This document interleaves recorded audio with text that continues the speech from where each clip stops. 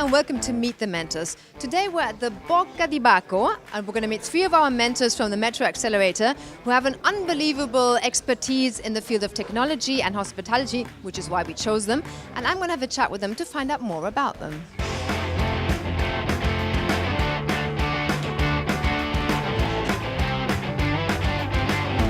Michael, you were the last to come, so you're going to be the first to go.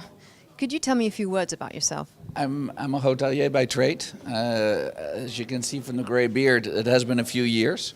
Always been in love with technology, hospitality technology, and my influence in our hotels is that we use technology as an enabler for our guests, and find it extremely important that what guests have at home at their fingertips today, they find in our hotels, and then a little bit to get, excited about what we offer. So tell me a few words about yourself. I am an anomaly in the hospitality tech world. I come from outside of hospitality. I actually started in technology in startups. And then I got into hospitality and, really quickly thought this is absolutely ridiculous and why would I ever possibly stay in this industry? This is not for me. And then I started meeting the people, amazing people like Michael and Ian. Actually, it was meeting them too that convinced me to stay. If you say startups are fun, why are they fun? It's a passion. It's in your blood. You wake up in the morning and that is your drive and you're going every day and you're only working with other people that have that same passion and that same drive. And it's a beautiful environment to be a part of. Talking of a beautiful environment, what environment are you surrounded by? And lots of young, intelligent students. So coming from the École Hôtelière Lausanne or Lausanne Hotel School. And I get to spend my time educating the young, passionate and brilliant future of our industry. And here you're going to be educating our Metro Accelerator startups. What was the appeal to do something like that? Working with startups is fun. It's interesting. There are too few big companies who technologically are controlling our industry, who don't work proactively, who don't help hoteliers and restaurateurs really enable their business. They see them as a big cash cow. And I'm happy to see that there are younger people coming in, startups, who are looking to break the traditional mold and give the people in our industry a chance to do better.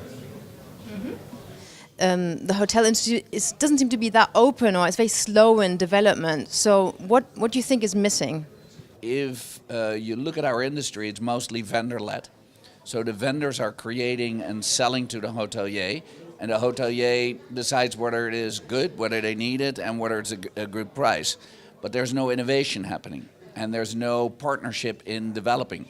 And I think that a few of us have gotten better at understanding what the needs are of our guests, projecting that forwards, creating user stories and translating that into possible technology and setting that up. Today with SaaS, you get an opportunity to enter into new space, but it still needs to be, sort of paved, and it still needs to be pushed a little bit. And what trends are you seeing? I think the trends are in 3 areas. In-room technology, bring your own content, things that we accept or expect to have at home, shared databases or enriched databases. So systems need to be linked together, and that is a very important aspect. And I think the distribution landscape is the biggest changer, and hotels need to adapt quick into that, because otherwise they're going to miss the mark. We've been living in this very legacy, vendor-driven, as Michael said, model where you have a couple really large core players, and their philosophy has been, we want to build the thing, and we want to make it ourselves, and so we're going to keep our data and our systems and everything closed off, and that's been one of the things that I think has prevented a lot of innovation and a lot of startups to break into the market. From your standpoint, you have students that you work with. What sort of ideas are coming up there? What trends do you see? I'm pretty much losing count of the number of students who are starting their own business, who have some very successful ones. One recently was sold for 40 million, and that was an ex-EHL student who just went into something completely different. So I'm seeing more moving away from the traditional model of I'm then going to do a management trainee corporate position for a 5-star hotel chain, and they want to do their own thing, and they're very good at doing it. And what advice would you give startups? Oh, me. Don't give up the fight. And from you? Forget the business plan.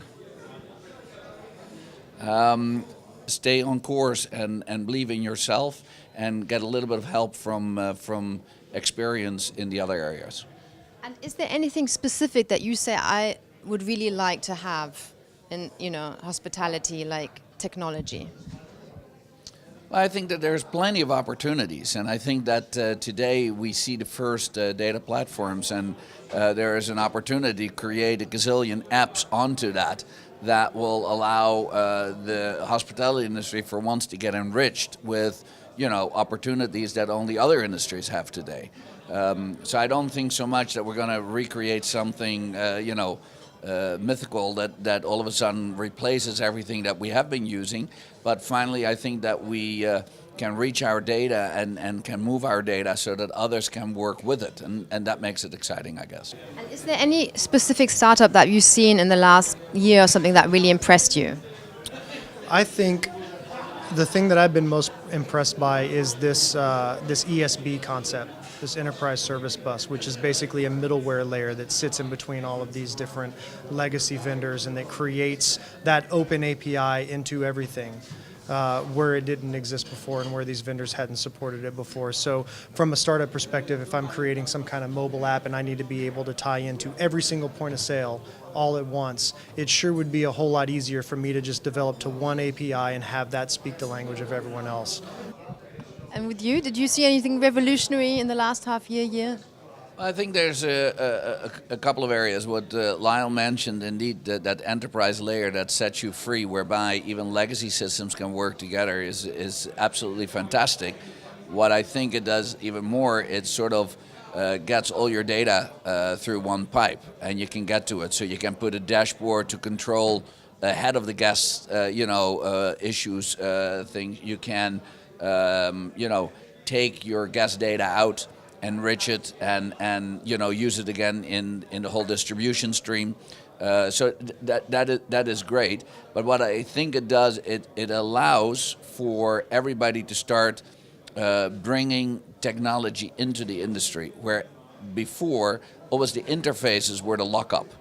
Today, if that is gone, then you will see all of a sudden a complete new breed of people, hopefully the startups, come into the space and really become creative. So the students of Ian, people that are enlightened, people that have vision, people that want to do and try out things, they will get there, and it's going to be very exciting.